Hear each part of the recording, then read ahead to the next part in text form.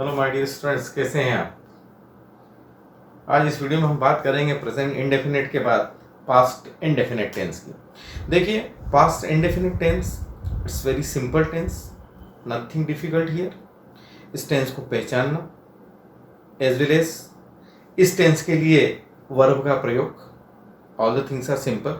Simple इसलिए है कि देखिए, जब क्या होता है कि जब हम पूरे टेंस को जब एक साथ पढ़ेंगे, उसमें प्रेजेंट, पास्ट और फ्यूचर के सभी एस्पेक्ट की जब हम प्रॉपर वे में स्टडी करेंगे, उस समय क्या होगा कि जो पास्ट इंडेफिनिट टेंस है, उस पास्ट इंडेफिनिट टेंस को हम इजीली कहीं ना कहीं बहुत नॉर्मली गेस कर पाएंगे। रीजन वेरी सिंपल, क्योंकि एक यही टेंस ऐसा है, इसके रूल्स याद करना सिंपल सा रहता है, क्योंकि इसके अंदर जो वर्ब का फॉर्म है वो सेकंड फॉर्म ऑफ वर्ब प्रयोग में लिया जाता है। Which form of verb we will use here? We will use here second form of verb. Second form of verb इसके अलावा और किसी भी टेंस के अंदर यूज नहीं होती है। अब सबसे पहले जब हम किसी भी टेंस की स्टडी करते हैं तो वो हमारा जो फर्स्ट फेज होता है, फर्स्ट फेज हमारा होता है उस टेंस की पहचान। अगर हम उस टेंस की पहचान की बात करते हैं तो जब हम पास्ट इंडेफिनिट टेंस की बात करते हैं तो पास्ट इंडेफिनिट में देखो, पास्ट और इंडेफिनिट मीन्स अनिश्चित भूतकाल। ओके, इसके अंदर क्या होता है कि जो इंसिडेंट है वो कहाँ हुआ है? वो पास्ट में हुआ है, मतलब वो भूतकाल में हुआ, अर्थात वो वर्तमान में नहीं हुआ, वो पहले हो चुका है। ओके, मतलब जिस समय हम ये बात कर रहे हैं, ये जो इंसिडेंट हुआ है ये उससे पहले हुआ है, ये उस समय नहीं हुआ है। देखिए, जब मैं परफेक्ट पढ़ाऊंगा ना तब आप इस चीज को और मैं क्लियर करूंगा कि उस समय नहीं हुआ, ये इंसिडेंट कब हुआ है? थोड़ा सा पहले हुआ है। इसमें कुछ फिक्स टाइम पीरियड भी दिया जा सकता है, नहीं भी दिया जा सकता है, लेकिन ये जरूरी है कि हम बात अभी कर रहे हैं और कुछ समय पहले ये इंसिडेंट हुआ है, मतलब ये पास्ट में हुआ। Is that clear?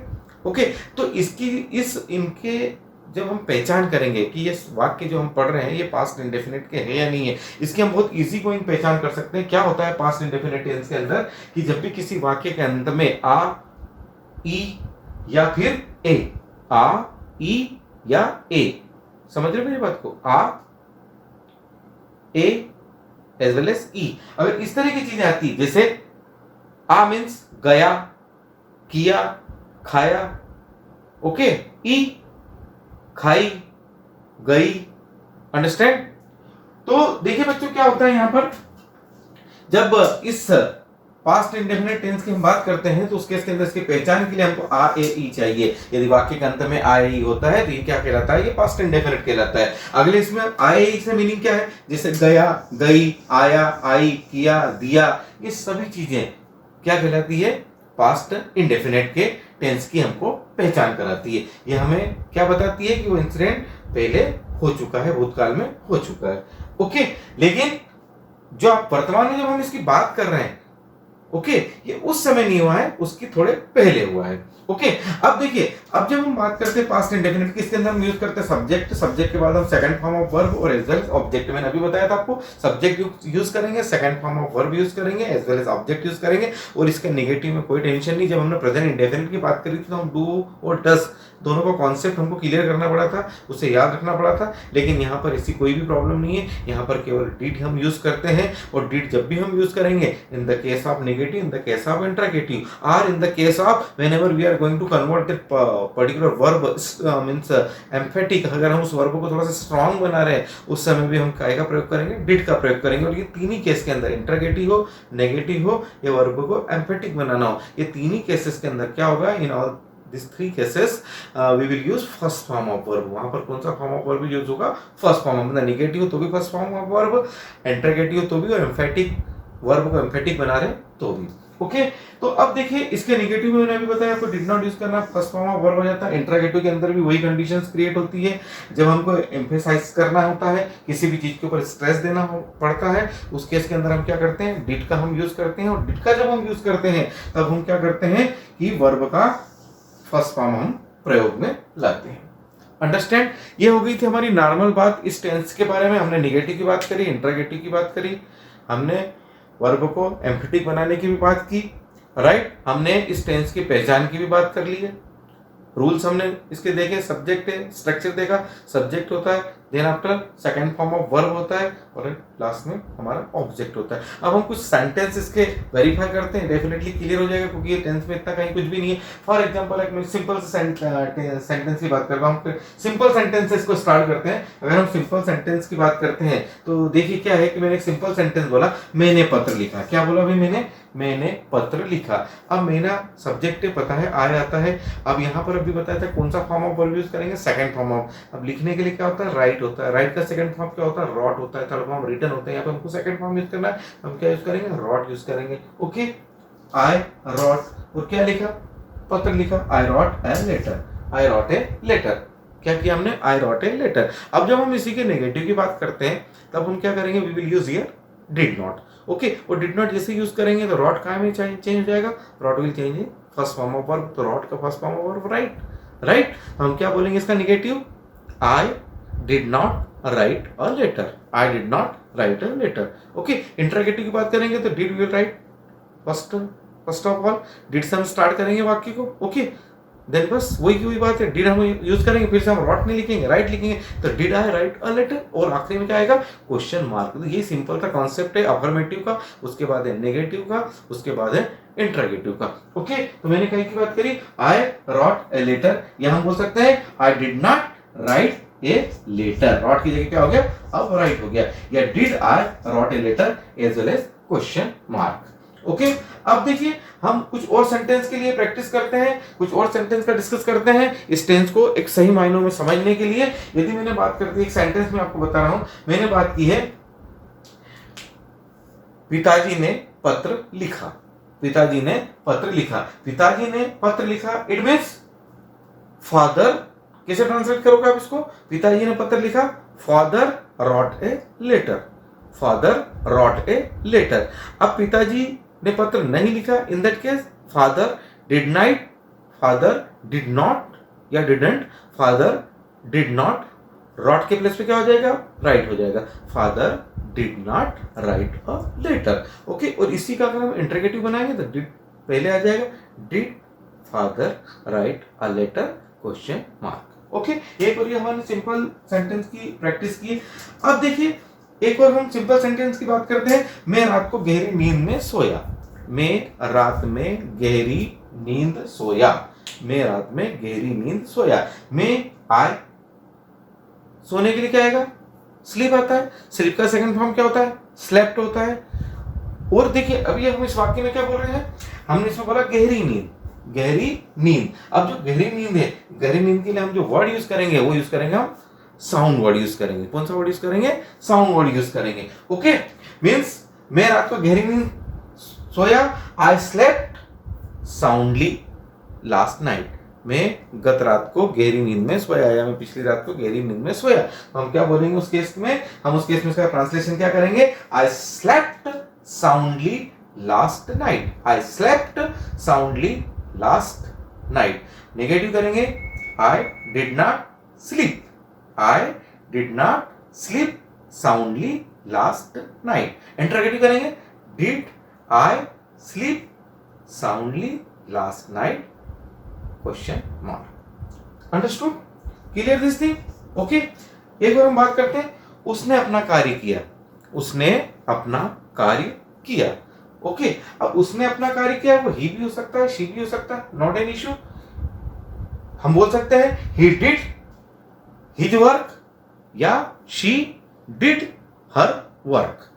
He did his work या she did her work. Okay, एक और सेंटेंस हम लेते हैं, नौकर ने कमरा साफ किया। नौकर ने कमरा साफ किया। The servant cleaned the room. The servant cleaned the room. Okay, ये हो गया इसका अफर्मेटिव। नौकर ने कमरा साफ किया, the servant cleaned the room.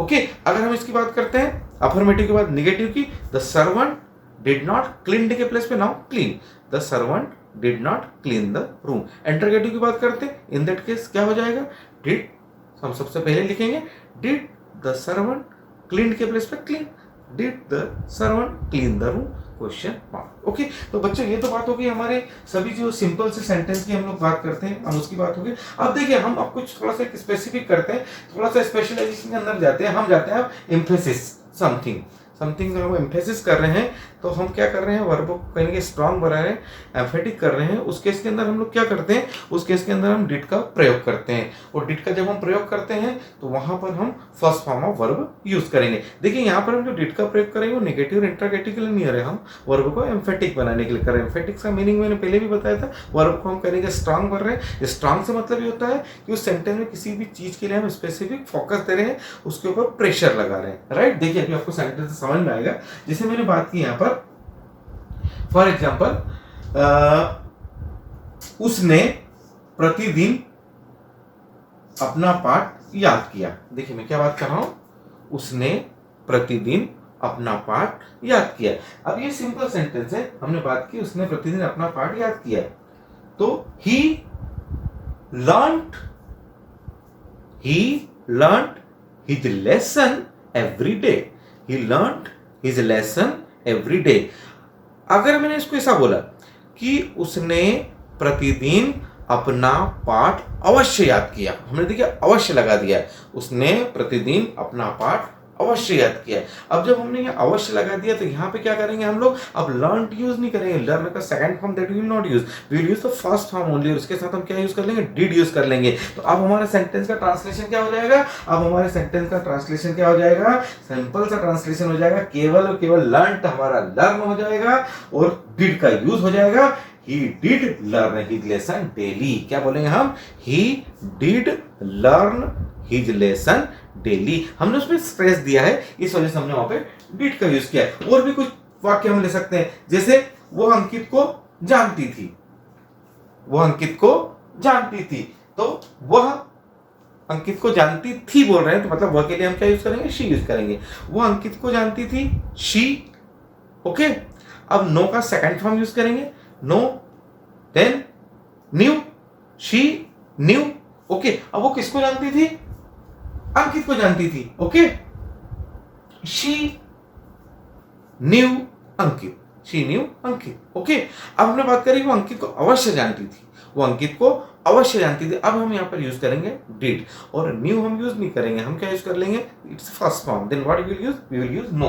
तो हम क्या बोलेंगे आप कि she did no Ankit, she did no Ankit, she did no Ankit. तो ये एक स्पेसिफिक चीज और होगा कि अगर हमको emphasise something, if you want to emphasise then what we have to do, वहां पर हमको वर्ब को स्पेसिफिक करने के लिए डिड का हमको प्रयोग करना है, फर्स्ट फॉर्म ऑफ वर्ब हम वहां पर यूज कर लेंगे, ओके। देखिए इस अब एक और सेंटेंस है, अब मैं बता रहा हूं, जैसे एक सेंटेंस है, Anuj killed his wife, Anuj killed his wife, okay. अब Anuj killed his wife past indefinite tense, लेकिन यहां पर एक चीज बिल्कुल क्लियर हो रही है कि अनुज ने अपनी वाइफ को मारा है, लेकिन जब आप बोल रहे हैं उस समय नहीं, उसके कुछ समय पहले, ओके। जब हम पास्ट परफेक्ट पढ़ेंगे तब ये चीज मैं वापस से रिपीट करूंगा, तो वहां पर भी पास्ट परफेक्ट और पास्ट इंडेफिनिट में कई बार स्टूडेंट को कंफ्यूज होता है। वो इसीलिए होता है कि जब पास्ट परफेक्ट की बात करते हैं तो क्रिया उसी समय हुई है, हुई तो पास्ट में है लेकिन उसी समय हुई है, लेकिन यहाँ पर क्या है, वो क्रिया कुछ पहले हो चुकी है, ओके। तो ये मुझे नहीं लगता कि पास्ट इंडेफिनिट में और कुछ आपको बताना चाहिए कि mainly what are the main rules regulations, everything is already very clear. अब हम आते हैं फ्यूचर टेंस पे। फ्यूचर पे आते हैं तो गागेगी, ये इसकी पहचान कराता है, सिंपल सा है। कहीं भी अगर गा आता है, गी आता है, गे आता है, तो हम समझ जाते हैं कि यार यहाँ पर फ्यूचर टेंस है, मैं जाऊंगा, मैं खाऊंगा, मैं सोऊंगा, व्हाट एवर भी, ओके। अब देखिए क्या होता है इसके अंदर, जब हम इसके स्ट्रक्चर की बात करते हैं तो वही सब्जेक्ट होता है, सब्जेक्ट के साथ हम यूज करते हैं विल और शैल, और एज वेल एज हम first form of verb use करेंगे और फिर ऑब्जेक्ट आ जाएगा। फर्स्ट फॉर्म ऑफ वर्ब हमारा यहाँ यूज होगा, एज वेल एज हम विल और शैल का प्रयोग करेंगे, और साथ ही हमारा लास्ट में ऑब्जेक्ट रहेगा, ओके। जब नेगेटिव बनाएंगे तो will not and shall not का प्रयोग करेंगे, इंटरोगेटिव बनाएंगे तो in that case will and shall we will write beginning of the sentence and at last the question mark, right. अब देखिए क्या हो रहा है, जो मॉडर्न इंग्लिश का जो कॉन्सेप्ट है, स्पोकन इंग्लिश का भी जो कॉन्सेप्ट है, जनरली आजकल क्या हो गया कि शैल को अवॉइड किया जाता है। Might be you know that, आपने कई जगह पढ़ा होगा, जनरली कई लोगों को बात करते हुए सुना होगा, तो मेनली अब क्या यूज किया जाता है, विल का यूज किया जाता है। As per rules of the tense क्या बोलता है कि आई और वी के साथ आप क्या यूज करेंगे, with I and we you have to use shall, I और वी के साथ आप क्या यूज करेंगे, शैल यूज करेंगे, और बाकी के साथ फिर आप विल यूज करेंगे। लेकिन मॉडर्न इंग्लिश कॉन्सेप्ट या स्पोकन इंग्लिश कॉन्सेप्ट के अंतर्गत क्या होता है कि आप कहीं हर किसी के साथ आप विल का प्रयोग कर सकते हैं। If you are going to avoid shall, तो आपका सेंटेंस कहीं से कहीं तक रॉन्ग नहीं कहलाएगा। तो बच्चों ये टेंशन आप निकाल दो कि यार हमने आई विल की जगह शेल लिख दिया, शेल की जगह विल लिख दिया, नॉट ए इश्यू। ओके, लेकिन फिर भी अगर हम याद रख सकते हैं कि यार आई और वी के साथ शेल यूज करना है, बाकी सभी के साथ विल यूज करना है, दैट्स वेरी गुड। अच्छा, सेंटेंस एक टेंस में एक चीज और होती है, देखिए क्या होता है, जनरली हम आई और वी के साथ शैल का प्रयोग कर रहे हैं, बाकी के साथ विल का प्रयोग कर रहे हैं। ओके, अगर हमने इसको एम्पैथिक करना है, कहेंगे इसको बहुत मतलब एक प्रेशर सा किसी चीज के ऊपर बनाना है, यानी प्रेशर से मेरा तात्पर्य है कि वो चीज आपको बिल्कुल करना ही है, पक्का है, बिल्कुल फाइनल है आपका, तो हम क्या करते हैं वहां पर विल की जगह शेल लगा देते हैं और शेल की जगह विल लगा देते हैं। ओके, जैसे मैंने बोला कि आई और वी के साथ शेल लगता है। Okay, we shall go, okay, हम जाएंगे, राइट। और बोलते हैं वी विल गो, इसका मीनिंग क्या हो गया, हम अवश्य जाएंगे, राइट। तो देखिए ये कॉन्सेप्ट अब यूज नहीं किया जाता है नॉर्मली, हमने जब पढ़ा था तब हमने इस चीज का बहुत ध्यान रखा था, लेकिन अब क्या बताया मैंने कि अब जनरली ये होने लगा है कि नॉर्मली मॉडर्न इंग्लिश के अंदर हम सब विल्स पे ही इस पूरे फ्यूचर इंडेफिनिट टेंस को कहीं ना कहीं कैलकुलेट करने लगे हैं। ओके, तो ये चीज मैंने आपको क्लियर कर दी है। आगे की आता है दैट्स ओके, नेगेटिव आप बनाएंगे तो नॉट यूज करेंगे, आई वी के साथ आप शेल का प्रयोग करेंगे, बाकी सभी के साथ आप विल का प्रयोग करेंगे। बहुत जगह जरूरी होती है कोई भी चीज तो उसमें विल की जगह शेल आ जाता है, शेल की जगह हमारा कहीं ना कहीं विल आ जाता है। अब मैं कुछ एग्जाम्पल बताता हूँ, ये टेंस आपका पूरा क्लियर हो जाएगा। मैंने बोला था जैसे एक एग्जाम्पल में आपको बोल रहा हूँ, मैं पत्र लिखूंगा, तो आई के साथ हम क्या करते हैं, शेल यूज करते हैं। I shall write a letter, मैं पत्र नहीं लिखूंगा, I shall not write a letter. क्या मैं पत्र लिखूंगा, shall I write a letter, क्या पत्र में नहीं लिखूंगा, shall I not write a letter. Okay guys, तो क्या हो जाएगा यहाँ पर, I shall write a letter, I shall not write a letter and shall I write a letter. आज जब स्पोकन इंग्लिश की बात करते हैं तो आप सीधे विल भी लगा सकते हैं, I will write a letter, I will not write a letter, will I write a letter. Okay, फिर एक और सेंटेंस में लिखता हूं, मैं कार चलाऊंगा। किसकी बात कर रहे हैं, मैं कार चलाऊंगा, तो I shall drive the car, I shall drive the car, I shall not drive the car, shall I drive the car, question mark. फिर एक को सेंटेंस लेते हैं हम, पिताजी एक पत्र भेजेंगे। ओके, भेजने की क्या आता है, सेंड आता है। फर्स्ट फॉर्म ऑफ वर्ब हम यूज करें, नॉट एन इश्यू। पिताजी एक पत्र भेजेंगे, father will send a letter, right. पिताजी एक पत्र नहीं भेजेंगे, father will not send a letter. क्या पिताजी एक पत्र भेजेंगे, will father send a letter, question mark. क्या पिताजी एक पत्र नहीं भेजेंगे, interrogative negative combined, in that case क्या हो जाएगा, वही की बात है, will father not send a letter, question mark. Okay, एक और चीज हम देखते हैं, दिनेश आम लाएगा, Dinesh will bring mangoes, Dinesh आम लाएगा, दिनेश विल ब्रिंग मैंगोज। अब आम नहीं लाएगा, Dinesh will not bring mangoes. Okay, क्या दिनेश आम लाएगा, विल दिनेश ब्रिंग मैंगोज। क्या दिनेश आम नहीं लाएगा, will Dinesh not bring mangoes, question mark. Okay, एक और सेंटेंस हम लेते हैं, नाव नदी में तैरेगी, नाव के लिए हम क्या यूज करेंगे, बोट। ओके, तो नाव नदी में तैरेगी, the boat will float in water, the boat will float in water. Negative करेंगे, the boat will not float in water. Interrogative करेंगे, will the boat float in water, question mark. Okay, एक और sentence हम ले लेते हैं, माँ हमारे बारे में चिंता करेगी,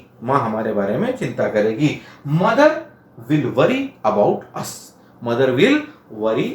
अस, पिताजी हमारे बारे में चिंता करेंगे, father will worry about us. Okay, तो माँ हमारे बारे में चिंता करेगी, mother will worry about us. माँ हमारे बारे में चिंता नहीं करेगी, mother will not worry about us. तो क्या माँ हमारे बारे में चिंता करेगी, will mother worry about us, question mark. तो बच्चों बहुत ही सिंपल है concept present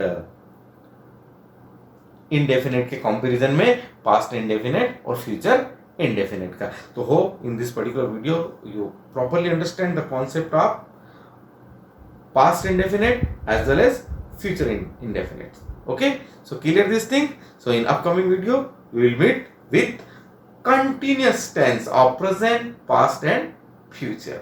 Okay guys, is that clear? Bye.